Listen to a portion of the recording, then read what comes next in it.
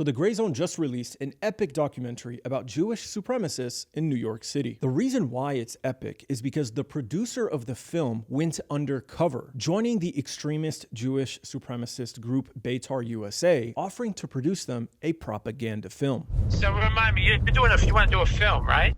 I mean, brother, if you believe in yourself, I believe Betar is going to change the world. I believe Betar is going to save a lot of Jewish lives. And if you give us good propaganda, it helps. So he was able to gain intimate access to these deranged racial supremacists and interview them. How do we not know we're not being filmed by the ops right now? By the ops? They could be following. Zooming in through the, you know? They could That's the shot. They zoom in through like the trees on us right now.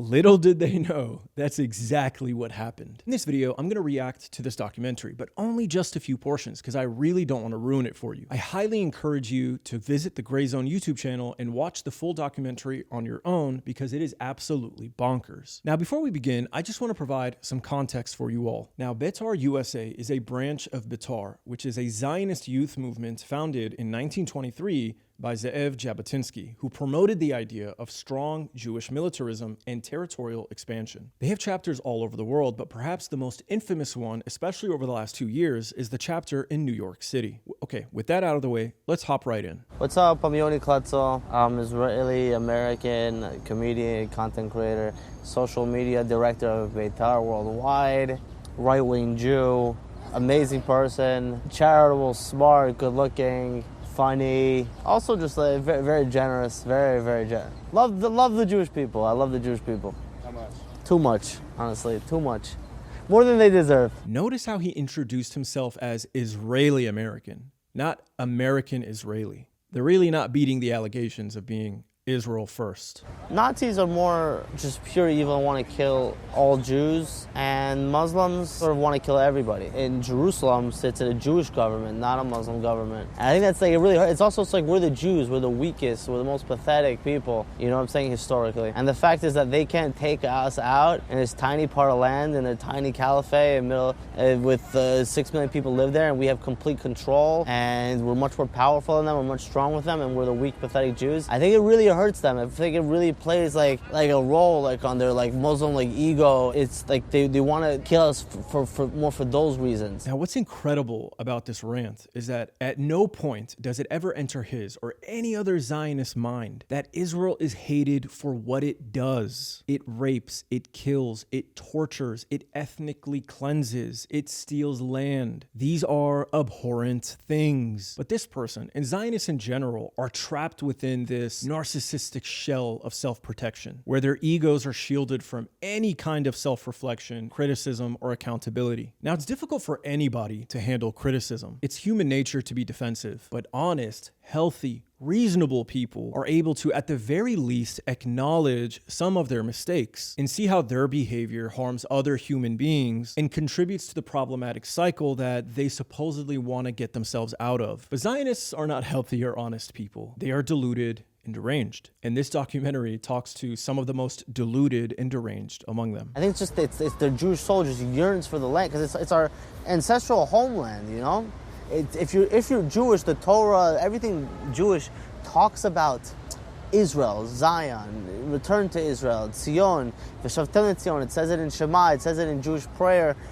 Every story from the Bible took place in this land. Okay, I want to pause here, and I'm going to kind of go on a long rant, but hopefully you'll appreciate and understand why. What I want to talk about is the importance of stories. I've produced a lot of videos and interviews about eschatology. Eschatology is essentially the end of times prophecies or beliefs of the Abrahamic faiths, so Judaism, Christianity, Islam. In my videos, I've explored how these different interpretations or prophecies are essentially self-fulfilling prophecies that are pulling us towards the conclusion of these different stories, which are really the same story told in different ways. Judaism, Christianity, Islam. A lot of commonalities, a lot of differences, but ultimately shared stories. Now, whether or not you believe in these prophecies, there are other people who do very strongly believe in their interpretation of the end of times. And those people make decisions in the real world that have an effect on you and everyone else. And it pulls all of us towards the manifestation of these stories and their predictions. Now, stories have a beginning, a middle, and an end. None of these stories, Islam, Christianity, Judaism. And by the way, I know people listening to this who are religious are going to think that I'm disrespecting my own faith or any other faith. That's not what I'm doing. But I'm just describing to you in a general sense, especially for those that don't believe, that religions are also stories that people believe in. I'm not saying they're not true, whatever. Just set that aside and try to focus on what I'm saying and the point that I'm trying to make. Anyway,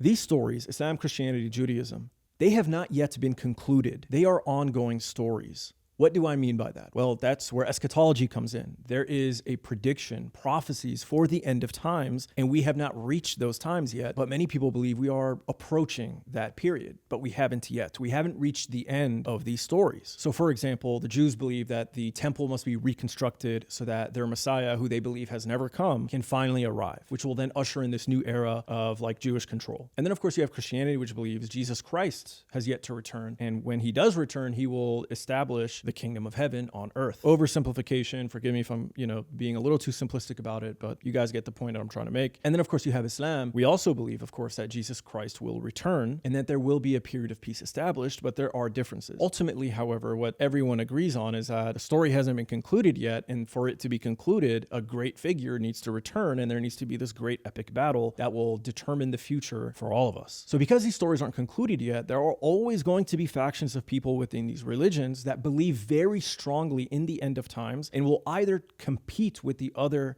faith groups to try and prevent their manifestation or their interpretation of the end of times, or actively bring about their own version. So for example, Christian evangelical Zionists, they support Israel, and one of the reasons why is because they want the reconstruction of the third temple, because they believe that will bring back their savior, Jesus Christ. And then you have the Jews who want to build the third temple so that their Messiah can return. And then you have the Muslims, let's say Hamas, for example. One of the reasons why they carried out the October 7th attack is because they were alarmed by the Jews importing the red heifer. And I won't go into too much detail. You should watch my video about it.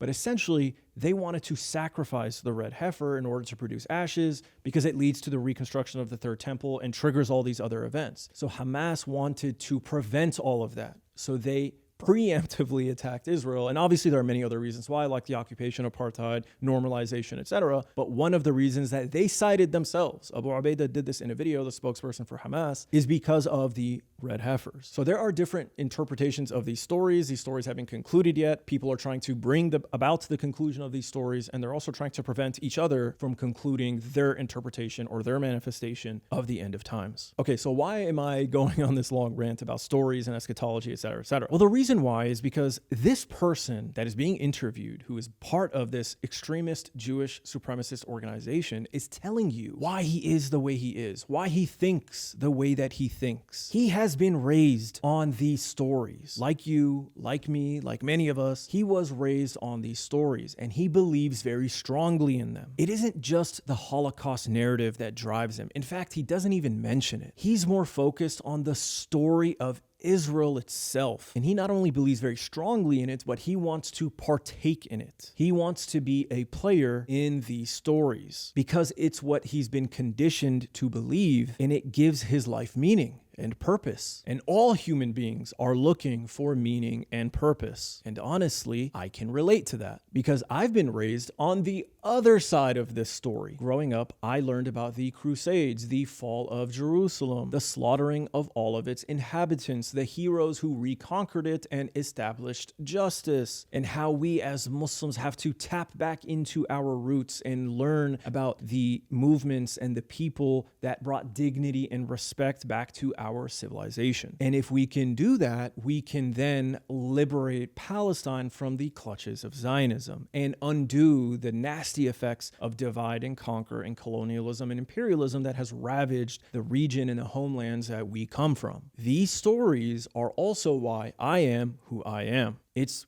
why I do what I do. It has given my life meaning and purpose. Now, my intentions and my perspective have obviously evolved over the years because of what I have learned and what I've experienced, but ultimately I set out on this journey to contribute to the liberation of Palestine because of the effect these stories had on my psyche. So I understand where he's coming from. I guess the difference between he and I, however, is that I'm not a violent racial supremacist piece of shit. But who knows, maybe if I had the wealth and the privilege and the access and the protection to do whatever I wanted, then maybe I would be. a piece of shit. But anyway, I think you get my point about the importance of these stories and the way it literally inspires people to take the paths that they do in life. Now, I'm not asking you to accept this human being and what he stands for, but I am fascinated by his perspective and I can somewhat relate to it. And I guess I kind of understand why he is who he is. And I think that ability to understand him helps me hate him less, which I think makes living my life a lot easier, especially being in this space where we're just constantly exposed to the nastiest, most privileged, most arrogant, violent people whose actions and beliefs have real world implications, like the slaughtering of children on camera. And as storytellers or journalists or whatever, I want to call myself, I have to constantly observe that, digest it, edit it, and share it with all of you. And it's just like a loop of trauma. It's kind of annoying to live your life that way. Honestly, it's very depressing. By understanding these people, not only does it help us hate them less, like I said, so we can try to live our lives with some level of peace, but also it is helpful potentially in engaging in conversations and dialogue to try and change them. Although I don't encourage that too much because as we've seen, these people are like kind of stuck in their ways, but it's worth a shot sometimes. I don't know. Well, I'm not even more than a couple seconds into the documentary. I've already ranted this long, so forgive me, but I think you understand why I went on this rant. So the film follows our little lunatic to an anti-Iran protest which took place in the summer during the 12-day war where this happened. You are not safe here. You should hear it, and you should listen to it, and you should heed it. You are not safe in New York as Jews. You should listen to it. The police, the government in New York City is not today on our side, and you must be very careful. And I say it to you as a student of Jewish history. Now, I'm not going to reply to this insanity myself. I'll just read you one of the comments from the Grayzone's YouTube channel where they listed the documentary. Quote, "We're not safe in New York, while the Israeli-trained NYPD keeps watch. The irony is galling. Not only does the NYPD keep watch over the Jews in this city, but they also stand by and watch as these Jews commit crimes against other people. Like when this woman was chased down the street, harassed, and attacked.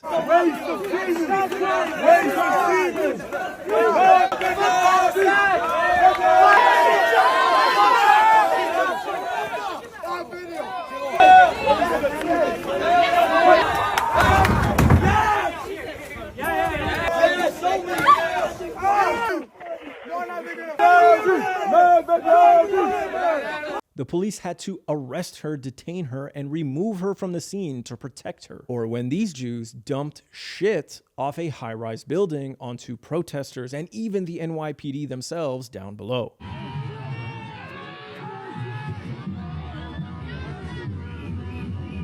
Now, there's a really incredible interview later on in the documentary where the chairman of Betar USA laments the fact that he cannot return to Israel because Iran is bombing them. I'm supposed to go back to Israel yesterday, and the reality is that they're bombing us now in Iran, and they're bombing us and they're hitting us from Iran, and because they want us dead. Keep in mind that Israel started this war with Iran. Iran did not attack Israel. Israel bombed Iran. They launched a surprise attack that murdered hundreds of civilians in just a couple of days and high-ranking officials, and it forced Iran against all of its interests and desires to go to war with Israel. And instead of holding Israel accountable for that, he obviously blames it on Iran. And he's so sad that he can't go back to Israel. And of course, the way he describes it is Iran just wants the Jews dead. Like, they're not responding to having their people killed, their babies, their soldiers, their scientists, their civilians. No, that's not why they're responding. It's just because they're irrational and they want Jews dead. I mean, talk about deranged. They always start the story where it is convenient for them. Now, I don't want to ruin this part too much for you, but the film essentially explores and exposes how the Trump administration colluded with this extremist, deranged, lunatic organization to snatch people off the streets who were criticizing the state of Israel. The film then continues to explore the history of the Betar organization, its connection to the Likud party in Israel, and the relationship with the Jewish Defense League, which was led by the violent Jewish extremist psychopath Meir Kahane.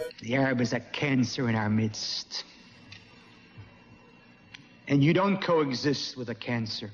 A cancer you either cut out and throw out, or you die. And how, despite this narrative of being a Jewish defense organization, Betar is actually a Jewish supremacist organization that is on the offensive, attacking critics of Israel due to a sick combination of trauma, paranoia, delusion, racism, narcissism, and self-grandeur. Now, this chairman of Betar USA also happens to be the owner of a very successful PR organization based in New York City. And he's actually represented all sorts of brands and personalities and politicians over the years, and he's leveraged those relationships into support not only for Israel, but the most extreme elements of this already extreme society, the most extreme of which you could argue is organizations like Betar USA, which is a Jewish supremacist organization. Involved with the mayoral race last time around, very involved. I hosted Eric Adams' victory party the night he was elected. They give me shit about it. Listen, I was the biggest fucking guy to Eric Adams from minute one. I want you to be good to Israel and good to business.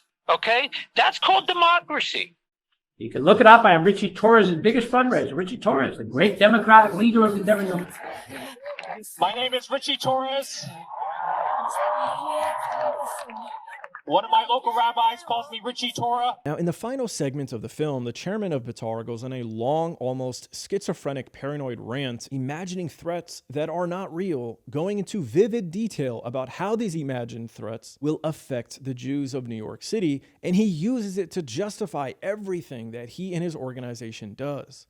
It happened October 7th, and it happened in the 1940s. And could happen today again, that in 42 years from now, you'll wake up and you'll say, wow, in the year 2027 in America, 182 Jews were hung from lamp posts on Lexington Avenue and 68th Street.